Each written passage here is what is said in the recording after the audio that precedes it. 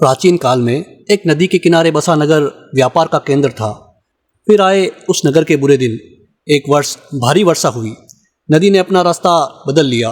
लोगों के लिए पीने का पानी ना रहा और देखते ही देखते नगर वीरान हो गया। अब वह जगह केवल चूहों के लायक रह गई थी। चारों ओर चूहे ही चूहे नजर आने लगे। चूहों का पूरा साम्राज्य स्थापित हो गया। चूहों के उस साम्राज्य का राजा बना मूसक राज चूहा। चूहों का भाग्य देखो, उनके बसने के बाद नगर के बाहर जमीन से एक पानी का स्रोत फूट पड़ा और वह एक बड़ा जलाशय बन गया। नगर से कुछ ही दूर एक घना जंगल था। जंगल में अनगिनत हाथी रहते थे। उनका राजा गजराज नामक एक विशाल हाथी था। उस जंगल क्षेत्र में भयानक सूखा पड़ा। जीव जंतु पानी की तलाश में इधर उधर मारे मारे फिरने लगे। भारी भरकम शरीर वाले हाथियों की तो दुर्दशा हो गई। हाथियों के बच्चे प्यास से व्याकुल होकर चिल्लाने व दम तोड़ने लगे। गजराज खुद सूखे की समस्या से चिंतित था और हाथियों का कष्ट जानता था। एक दिन गजराज के मित्र चील ने आकर खबर दी कि खंडर बने नगर के दूसरी ओर एक जलाशय है। गजराज ने सबको तुरंत उस जलाशय की ओर चलने का आदेश दिया। सैकड़ों हाथी प्यास बुझाने डोलते हुए चल पड़े। जलाशय तक पहुंचने के लिए उन्हें खंडर बने नगर के बीच गुजरना पड़ा। हाथियों के हजारों पैर चूहों को रोनते हुए निकल गए। हजारों चूहे मारे गए। खंडर नगर की सड़कें चूहों के खून मांस के कीचड़ से लथपथ हो गई। मुसीबत यहीं खत्म नहीं हुई। हाथियों का दल फिर उसी रास्ते से लौटा। हाथी रोज उसी मार्ग से पानी पीने जाने लगे। काफी सोचने और विचारने के बाद मूसक राज के मंत्रियों ने कहा, महाराज, आपको ही जाकर गजराज से बात करनी चाहिए। वे दयालु हाथी है। मूसक राज हाथियों के वन में गया। एक बड़े पेड़ के नीचे गजराज खड़ा था। मूसक राज उसके सामने के बड़े पत्थर पे ऊपर चढ़ गया और गजराज को नमस्कार करके बोला। गजराज को मूसक राज का नमस्कार। हे महान हाथी, मैं निवेदन करना चाहता हूँ। आवाज़ गजराज के कानों तक नहीं पहुँच रही थी।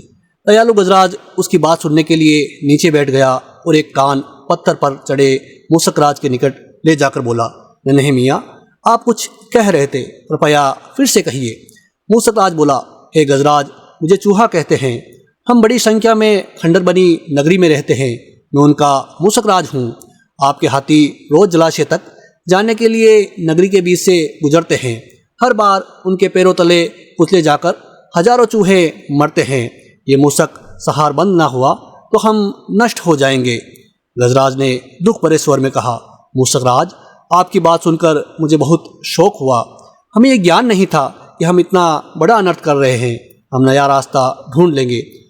मूसक राज कृतज्ञता भरे स्वर में बोला, गजराज, आपने मुझ जैसे छोटे जीव की बात ध्यान से सुनी, आपका धन्यवाद। गजराज, कभी हमारी जरूरत पड़े तो याद जरूर कीजिएगा। गजराज ने सोचा, ये नन्हा जीव हमारे किस काम आएगा। सो उसने केवल मुस्कुराकर मूसक राज को विदा किया।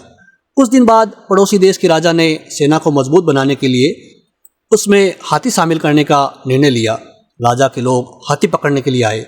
जंगल में आकर वे चुपचाप कई प्रकार के जाल बिछाकर चले जाते। सैकड़ों हाथी पकड़ लिए गए। एक रात हाथियों के पकड़े जाने से चिंतित गजराज जंगल में घूम रहे थे कि उनका पैर सूखी पत्तियों के नीचे छाल से दबकर रखे रस्सी के फंदे में फंस जाता है। जैसे ही गजराज ने पैर आगे बढ़ाया, रस्सा कस गया। रस्से का दूसरा सिरा एक पेड़ के मोटे तने से मजबूती से बंधा था। गजराज चिंघाड़ने लगा। उसने अपने सेवकों को पुकारा, लेकिन कोई नहीं आया। कौन फंदे में फंसे हाथी के निकट जाता। एक युवा जंगली भैंसा गजराज का बहुत आदर करता था। जब वह भैंसा छोटा था तो एक बार वह एक गड्ढे में जा गिरा था। उसकी चिल्लाहट सुनकर गजराज ने उसकी जान बचाई थी। चिंगाहट सुनकर वह दौड़ा और फंदे में फंसे गजराज के पास पहुंचा। गजराज की हालत देखकर उसे बहुत धक्का लगा।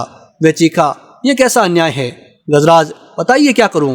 मैं आपको छुड़ाने के लिए अपनी जान भी दे सकता हूं। गजराज बोला, बेटा, तुम बस दौड़कर खंडर नगरी जाओ और चूहे के राजा मूसक राज को सारा हाल बताना। उससे कहना कि मेरी सारी आस टूट चुकी है। भैंसा अपनी पूरी शक्ति से दौड़ा और मूसक राज के पास गया। सारी बात उसे बताई। मूसक राज तुरंत अपने 20-30 सैनिकों के साथ भैंसे की पीठ पर बैठा और शीघ्र ही गजराज के पास पहुंच गया। चूहे भैंसे की पीठ पर से कूदकर फंदे की रस्सी उतरने लगे। कुछ ही देर में फंदे की रस्सी कट गई व गजराज आज़ाद हो गया।